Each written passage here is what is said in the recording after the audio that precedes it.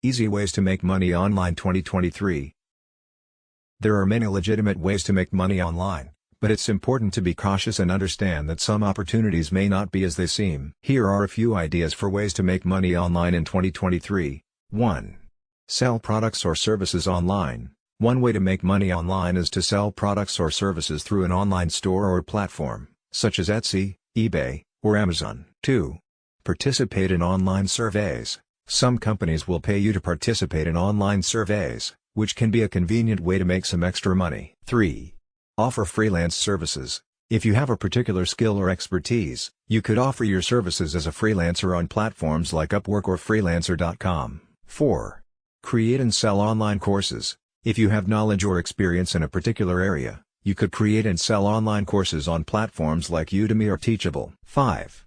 Start a blog. If you enjoy writing and have something to say, you could start a blog and monetize it through advertising, sponsorships, or affiliate marketing. 6.